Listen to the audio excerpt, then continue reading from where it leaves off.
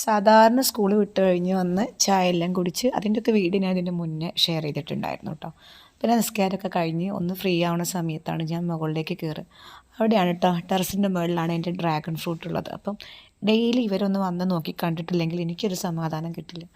അപ്പം ഡ്രസ്സ് കഴുകാൻ വേണ്ടിയിട്ട് എന്തായാലും നമുക്ക് മുകളിലേക്ക് കയറണം.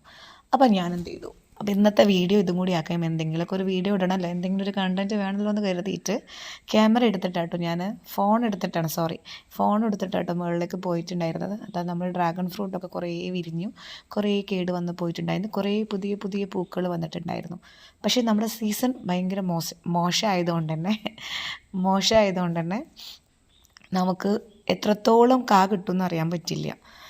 അത്യാവശ്യം നല്ല മഴ ഉള്ളതുകൊണ്ട് തന്നെ നമുക്ക് പരാഗണം നടത്താൻ പറ്റുന്നില്ല. അപ്പോൾ അതുകൊണ്ട് തന്നെ നമുക്ക് പിടിക്കുന്ന കായൊന്നും നല്ല വലുപ്പം ഉണ്ടാവില്ല. അതൊക്കെ കുഞ്ഞു കുഞ്ഞു കായകളായിട്ടുണ്ടായിരിക്കും. ഞാൻ ഇപ്പോൾ കാണിച്ചു തരാം കേട്ടോ കായകളുടെ അവസ്ഥ.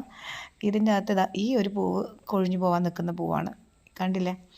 ഇവിടെ ഇത് 2 എണ്ണം, അതും എനിക്ക് ഒത്തിരി സങ്കടം ഉണ്ടാക്കുന്നുണ്ട്. കണ്ട ഒരുപാട് പൂക്കൾ കൊഴിഞ്ഞു വീണ് നിറയെ ടെറസ് മുഴുവൻ ഇച്ചി പിടിച്ചിരിക്കുകയാണ്. അപ്പോൾ അതുകൊണ്ട് തന്നെ ഇവിടെ നടക്കാനും ഭയങ്കര ബുദ്ധിമുട്ടാണ്. ഈ 2 എണ്ണം പോയിട്ടുണ്ട്. അങ്ങനെ ഏകദേശം ഒരു 10-20 പൂക്കൾ കൊഴിഞ്ഞു പോയിട്ടുണ്ട്. എനിക്കാണെങ്കിലും പൂവുണ്ടായി കഴിഞ്ഞിട്ട് അത് കൊഴിഞ്ഞു പോകുമ്പോൾ ഭയങ്കര സങ്കടമാണ്. നമുക്ക് കഴിക്കാൻ കിട്ടാണ്ട ഫ്രൂട്ടാണ് ഇങ്ങനെ വെയിൽ കുറഞ്ഞിട്ട് മഴ കാരണമൊക്കെ കൊഴിഞ്ഞു പോകുന്നത്. അപ്പോൾ ഇതിങ്ങനെ കാണുമ്പോൾ ഒത്തിരി സങ്കടം വരും കേട്ടോ. ഇങ്ങനെ ഇത്തവണ ഒരു 10-20 പൂവ് നമുക്ക് നഷ്ടമായിട്ടുണ്ട്. കണ്ടോ, ഇങ്ങനെ ആയി കിട്ടേണ്ട പൂക്കളാണ് ഇങ്ങനെ കൊഴിഞ്ഞു പോകുന്നത്. ഇനിയും ഒരു 6-7 പൂക്കൾ വിരിയാനൊക്കെ ഉണ്ട്. അപ്പോൾ ഡ്രാഗൺ ഫ്രൂട്ടിൻ്റെ പരിചരണമൊക്കെ കഴിഞ്ഞു. കണ്ടില്ല, ടെറസ് മുഴുവൻ വെള്ളം നിന്ന് ഇച്ച് പിടിച്ചിരിക്കുകയാണ്. പേടിച്ചാണ് നടക്കുന്നത്. അഥവാ ഒന്ന് തെന്നി വീണാൽ കഴിഞ്ഞു. വയസ്സും പ്രായമായതാണല്ലോ. അങ്ങനെ നേരെ വന്നു വാഷിംഗ് മെഷീൻ ഇടാനുള്ളതൊക്കെ ഇട്ട് കഴിഞ്ഞു തിരിച്ച് വീട്ടിൽ പോയി കിടന്നുറങ്ങി. ഇനി രാവിലത്തെ വിശേഷം കാണാം. ഇന്ന് മക്കൾക്ക് പൊട്ടാറ്റോ ഫ്രൈ ഉണ്ടാക്കിയിട്ടുണ്ട് കേട്ടോ. നമ്മൾ യൂട്യൂബിലൊക്കെ കാണുന്നത് പോലെ തന്നെ ഉണ്ടാക്കിയിട്ടുണ്ടായിരുന്നു. പിന്നെ ഗീ റൈസും കൂട്ടത്തിൽ ഇതാ ഞാൻ കുറച്ച് പുട്ടുണ്ടാക്കിയിട്ടുണ്ട്. മക്കൾക്ക് വേണ്ടി ദോശ ഉണ്ടാക്കിയിട്ടുണ്ട്. ചായ റെഡി ആയിട്ടുണ്ട്. വൈകിട്ടേക്കുള്ള ചായ ഫ്ലാസ്കിലേക്ക് വെച്ചിട്ടിട്ട് ഞാൻ വരുന്നത് നേരം വഴുകും. മക്കളാണ് ആദ്യം എത്തൽ, മക്കളും ഹസ്ബൻഡും ആദ്യം എത്തും.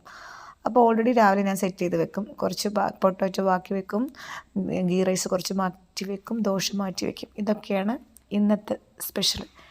നേരെ 6:55 ബസ്സും പിടിച്ച് ഇൻസൈറ്റിൽ എത്തിയിട്ടുണ്ടായിരുന്നു. ഇതാണ് എൻ്റെ ഇൻസൈറ്റ്. 8:30 ഇതാ ഇറങ്ങി ഓടണം. അത്യാവശ്യം 3-ാം നിലയിലാണ് കേട്ടോ ഞാൻ നിൽക്കുന്നത്. അവിടെ നിന്ന് ഇമ്മാതിരി ഓട്ടോ ഓടിയാൽ മാത്രമേ എനിക്ക് 8:35 ഹാജിസ് കിട്ടുള്ളൂ. എന്നാലാണ് 8:55 തൊയ്ബ കിട്ടുള്ളൂ. അപ്പോൾ അതുകൊണ്ട് തന്നെ ഈ സ്റ്റെപ്പൊക്കെ അങ്ങ് ഇറങ്ങി ഓടണം. അത്യാവശ്യം സ്റ്റെപ്പുണ്ട്. രാവിലത്തെ ഒരു വ്യായാമം തന്നെയാണ് കേട്ടോ ഇത്. അങ്ങനെ ഓടിപ്പിടിച്ച് ഞാനിതാ ബസ്സിൻ്റെ അടുത്തേക്ക് ഓടുകയാണ്.